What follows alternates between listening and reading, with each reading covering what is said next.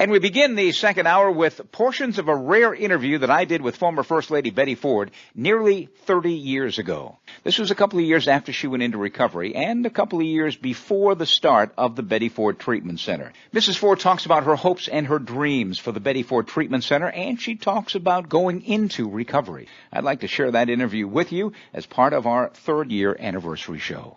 Your specific sobriety birthday is 1st or the 2nd of April or the 3rd? Actually, I use April 7th because that was the date that I finished at midnight the last, capsule of medication to bring me down off the drugs that I had been, which were prescription drugs. I was highly medicated, as you know, for a pinched nerve in my neck and an arthritic condition. And I was using alcohol on top of that. So the combination was, of course, bombastic. And this happened down here in the desert as opposed to in the White House?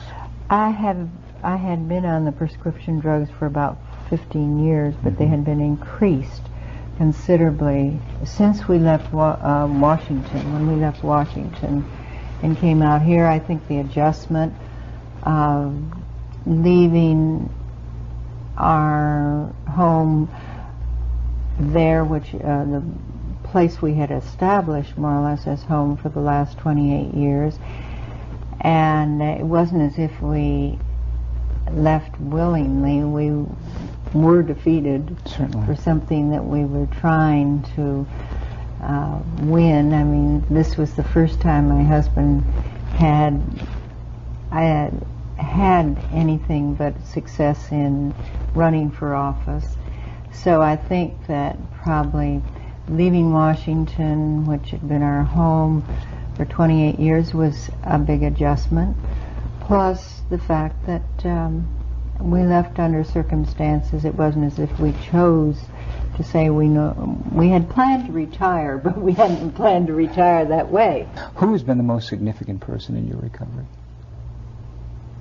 I suppose, I hate to say, because my family have been so important, but then they've always been very important to me. And the individuals, there's so many individuals that have helped me. I think I've been a significant factor in my recovery. I think it takes all of the parts put together that makes recovery possible. What was the hardest part of your early sobriety? Depends on what you refer to as sobriety. If you mean by not drinking or not taking any mood-altering drugs, such as the medications I had been on, it would certainly be the medications because I was still in pain.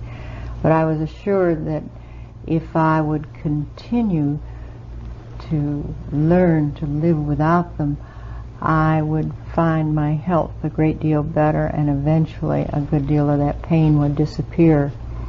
Dr. Persh told me this. I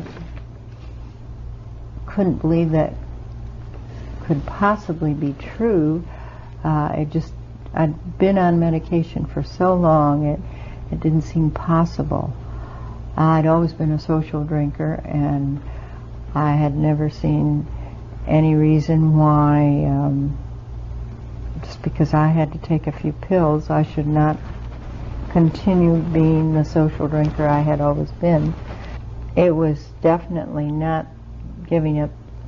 I don't think it was giving up the drinking, although certainly that was part of my lifestyle.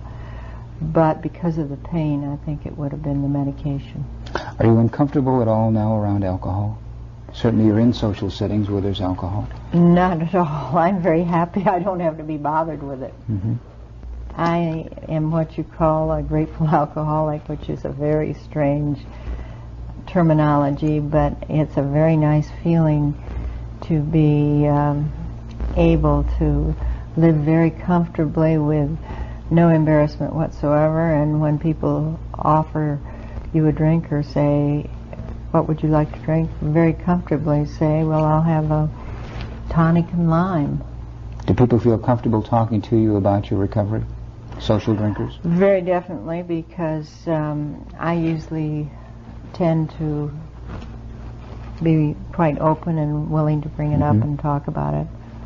I know that there are so many people out there that are just waiting for someone to bring it up because they have somebody perhaps in their family that has maybe gone through the same thing, or they wish would perhaps go through the same thing. When did you know you were starting to get in trouble with the alcohol and drugs? Well, I think when you pass over that invisible line, it's almost impossible to know you're in trouble.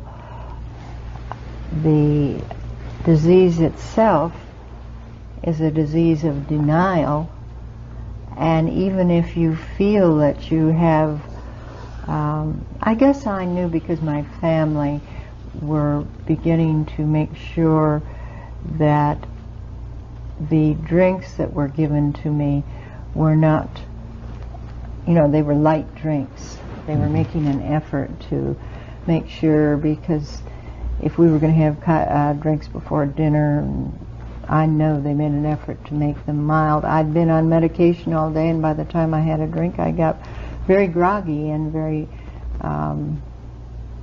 zombie-ish in extreme cases. I mean, what was your drinking pattern? In the afternoon, at the cocktail hour, at the end of the day? Yes, because actually I was on medication all day from the time I got up in the morning, and when I learned about my disease, which was duo addiction, I learned from the doctors that I probably didn't need to drink during the day, because the mood-altering medications I was on were in effect practically the same thing as alcohol. I had the same effect. Did Operation Understanding, which was held in Washington in 1976, when the 52 people came out and publicly acknowledged their alcoholism, Dick Van Dyke, former Congressman Mills, Buzz Aldrin, did this have an impact at all on you? I was very impressed, and I thought it was wonderful. I was delighted, and I thought it was Harold Hughes, wasn't Yes, Senator he was involved. Hughes involved with that, and very supportive. I knew Congressman Mills very well. Everybody was very surprised that he was alcoholic, because he never drank at any of the parties, or he didn't really go to parties. To me, the hidden alcoholic or the invisible alcoholic is very hard to detect. And I think probably I was as much in that classification as some of the people like that. I never had to drink in heavy for extended times or heavy amounts, because, and I keep going back to this duo addiction, which I'm sure you understand, some people don't. Yes.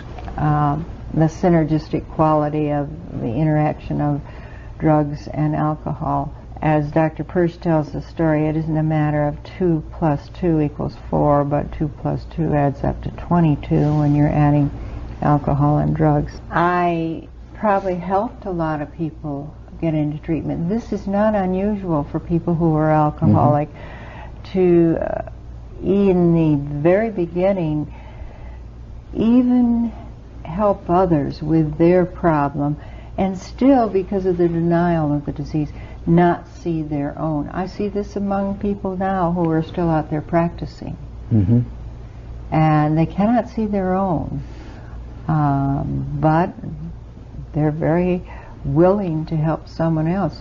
It's not unusual for someone to say, well, my heavens, if I drank like that, I certainly would give it up. And yet the person themselves, everybody else is aware they have a problem too. I think I made sure I had lived a very structured life. I had come from a family that had set up certain mores as far as social activities were concerned. My drinking never interfered with my pattern of behavior in a way that would be offensive or noticeable, and I made sure that it didn't. What were your childhood or adolescent attitudes towards drinking? Oh, I wouldn't go out with boys in high school who I remember I went out with a boy once and he drank beer at some party or dance, and I had him take me home, and I said, don't ever come this way again, because I did not want anything to do. That may have been a reaction from the fact that I was by that time aware that my father had died of alcoholism, which I didn't know until 16 when he did die of alcoholism. And I found out at the time of his death that he had been alcoholic. And my brother in high school was certainly very alcoholically inclined. I knew it caused a problem in our family. And to me it was a very improper thing to do. What impact do you feel your public recovery has had? Are you able to measure that? Oh, I never even think about that, because to me the importance is that I guess I'm selfish to know that my own recovery is such a wonderful thing, not only for me but for our family. I'm delighted when I hear that it's helped somebody else, and I was thrilled to death the other day when a woman came up to me and said that she had gone into recovery because of me, and she had read my book and it had helped her recognize her own alcoholism. She was a lovely lady, young, really she was more of a young woman than a lady. She said when she went to her first AA meeting, she had my book in her arms. That is a very emotional thing to me. Yes, it moves me to sort of chills down my spine. I mean, I'm thrilled to death, and sort of tears well up a little bit in my eyes, because I know what it means to go through treatment, and I know how hard it is. No matter how you go into treatment, it's hard to face up to it. It's hard to know that you're not well. I guess it's not too much difference from maybe being told you have cancer and they hope they can do something for you, but they don't know. It's tough. Are there special needs for a person in the public spotlight who goes through treatment? They probably need a longer period to recover, because I think people who are in the spotlight, and usually through that focus of attention, have developed an image even within their own selves, and they build up a veneer that layer on layer protects them in that shell. They protect themselves. They have to protect themselves from the public. And then it's much harder to get through to their feelings when you try to go through recovery, when they go through recovery. Have you had any adverse reaction to your public acknowledgement to recovery? Oh yes, I even received telegrams to the effect, when I first announced it, that they thought it was very undignified, and particularly for a former First Lady to air her problems in public and that sort of thing. There were times that I momentarily thought, I guess I made a mistake. I never should have been so honest about a problem that our family is having. Because you see, with our family, it wasn't just me having the problem. We have been such a closely knit unit that if one of us has a problem, we all have a problem. And that's probably one of the greatest things that could happen toward my recovery. Not everybody has that support system. So I was just, so fortunate, and much more so than most people. What role did Mr. Ford play as a spouse, and how about the rest of the family? Were they involved in a family program at Long Beach? Yes, the family, with the exception of our oldest son and his wife, who were living on the East Coast, and they came for the intervention, but they had to go back east during the week, and then they returned the next weekend. But the rest of the family all participated in the program at Long Beach as family members. Do you feel that's essential in a person's recovery? I would think it was almost mandatory if it's possible. I'm sure there are some cases where physically it isn't possible, but in that case then I think a close friend or an employer or somebody in the family or close to the family should participate. Are there special needs for a woman alcoholic? As a woman, I feel that we have a very different set of values than men, and consequently we usually relate better to each other in treatment. Personally, I feel that women need each other in treatment as much perhaps as men need to interrelate with other men, because there's a certain understanding there about values that's different. What advice could you give to a woman struggling with the disease? I suppose it depends. Immediately I begin to think, who is this woman? Is she married? Does she have a family? And or is she working? Or is she running a house? And how's it affecting her?